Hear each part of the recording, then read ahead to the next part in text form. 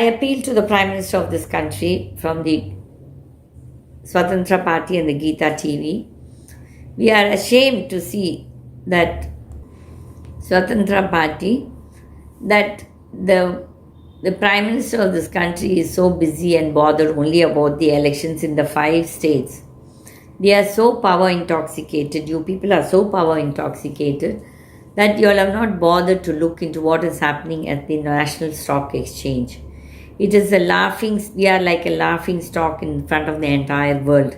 There's nothing wrong in the Prime Minister of Singapore talking about half the parliamentarians are criminals, which is a fact.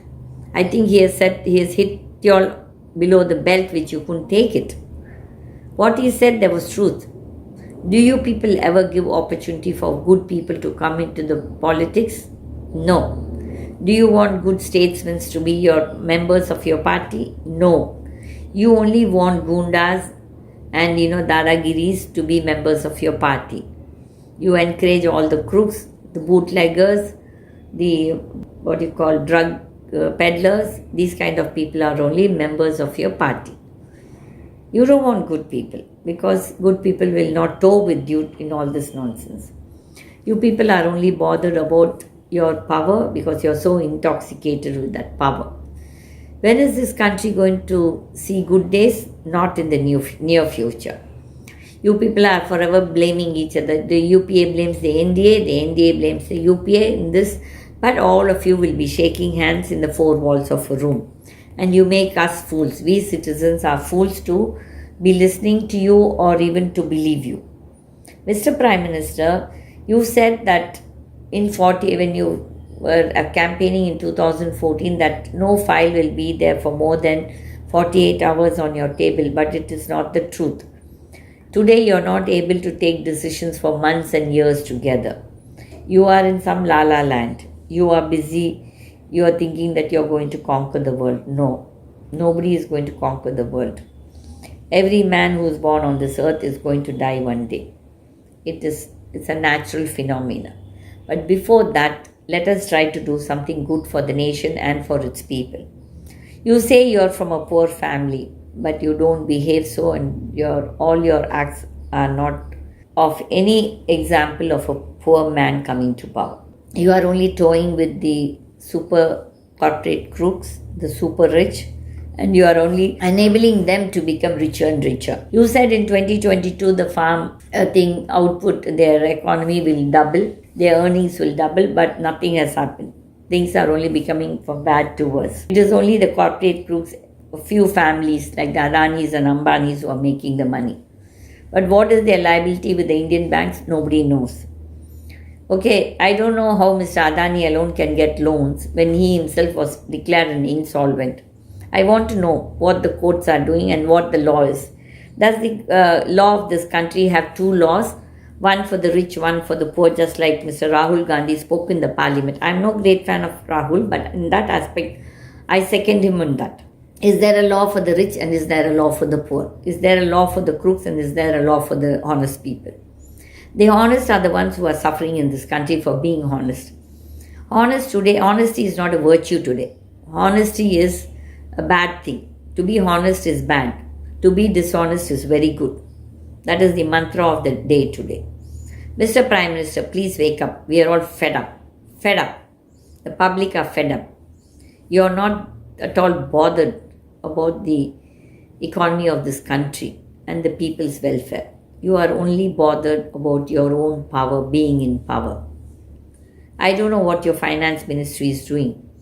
For the last 6 years you are in power, and this lady in 2016 has stepped down from the NSC, and so much of nonsense has taken place in the NSC, and there is no one to even talk about it. When the ILFS issue came, and in 2018, it was your party, RSS and BJP member, Mr. S. Gurumurthy, who was the first to give one statement saying that the RBI has no locus standi to question the ILFS.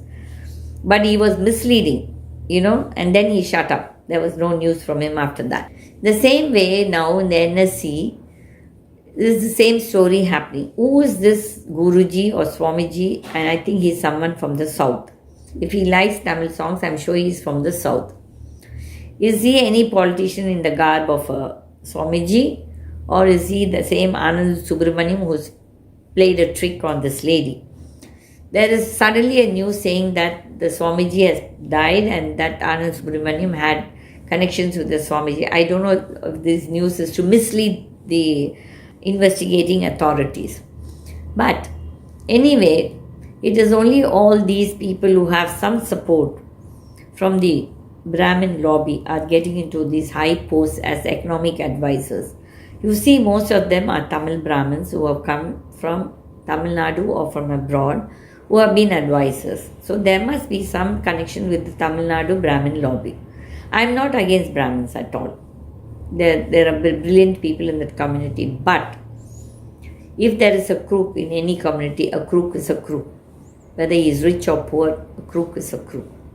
So, Mr. Prime Minister, if you really care for the welfare and you love this country, then you will not be doing whatever you're doing. You're sleeping over so many corruption scams. Because we talk up, you think that you can raid me and harass me. I'm not bothered. I just talk what my God wants me to speak. And I will speak till my God tells me to stop. I'm not going to keep quiet. I'm going to fight this in the right forums. You were supporting that Sashikala. You were having an underhand deal with her. You did not bother to take action on her after all this corruption she has done, and she was misbehaving in the jails of Karnataka. But it was me who filed that case. If you were a genuine person and your party is a genuine party, then you should have filed that case. We will not let crooks survive in this country anymore. There are a lot of people, but they are the voiceless ones. They don't have a voice. And I will be the voice for those voiceless. Thank you, Mr. Prime Minister. I hope you will understand what we are saying. Thank you.